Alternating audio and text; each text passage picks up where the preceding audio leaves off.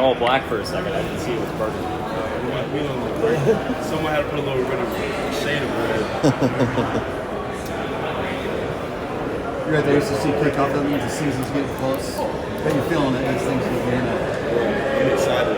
Obviously, the older you get, people tend to settle into routines and all that. As time flies. But I'm really just looking forward to it. Just another opportunity to prove ourselves. And hopefully continue to build upon the legacy that we have.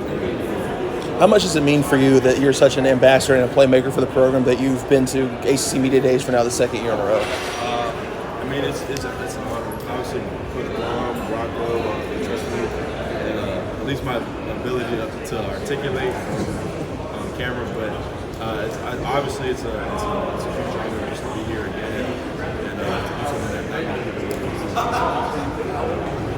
After reaching the championship game last year, what are the expectations for y'all? I think we're gonna do the same thing. We gotta live up to expectations. The more you win, the more people expect. So obviously we made it there last year. We fell short, but obviously the goal this year is to build confidence and hopefully secure that. Did it give you any juice, like looking out the plane window yesterday, flying in, and you see the stadium where you guys were there half a year ago? Just driving by it, not to say it gives me bad blood or gives my blood fever, but obviously it's a cool experience to be there, but losing's not fun. Seeing the stadium's just a reminder of that. To me, it kind of gets me more fired up than kind of angry.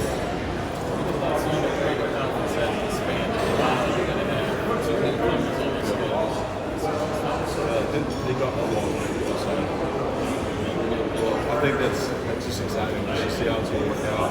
Obviously, no dividers, there's no side champions, so it's just going to be really a free for all. So I think we'll have a lot of great competition. Obviously, we added SMU, Cal, we added a bunch of good teams. So just being able to compete with more people, take that plane ride over to Stanford, that's just going to be something to look forward to. And I think it'll be great for the conference. Coach said he's really impressed with the depth on the defensive side of the ball. The guys that brought in. What's your impression of the defensive front? Defensive front-wise, I think it's probably the deepest the room has been in since I've been around. We just got a lot of good people, a lot of good role players, a lot of people who have different play styles. So I think that gives us a lot of flexibility. Probably the first man, scores, power, we have a lot of good people in the interior that we added to our already good cast. So just being able to add people in the interior to diversify what we do, and then also bring in some good Leos, some good edges like Rich and Miles, just gives us a lot more depth and a lot more competitiveness. So none of the spots guaranteed this year. So what we're going to be is something that's great for us, especially having that added depth and flexibility, how's that benefit you and what you're doing? Obviously, the more people you bring in, you bring people who are good ball players, people who are smart, good IQ, run a lot of bets. Doing that gives us a lot more flexibility. Like, you can't just one-on-one or double team one person. Like, we have people across the board who can work in O-line. So it's going to be interesting to see what teams do to match our fronts and pressures and whatever it may be. But just the depth of our own just adds that and forces, you can't pick one person. That's single out. Rom and the defensive staff have mentioned a couple times this offseason how they're not going to just line you up exclusively on edge and kind of move you around on the line to kind of exploit weaknesses on the other side. How have you kind of fared this offseason kind of dealing with playing multiple spots on the line? So I did a little bit last year. So this year it's just they're giving me a little bit more rules. I'm trying to learn more and more what the Leo does instead of just being outside flex. Gives me a lot of opportunity just to be able to make plays and move around and cause disruption. So obviously I'm thankful for Coach English and Coach Hagan for trusting me with that. And thankful for my teammates for also Is there a favorite spot you have on the line so far?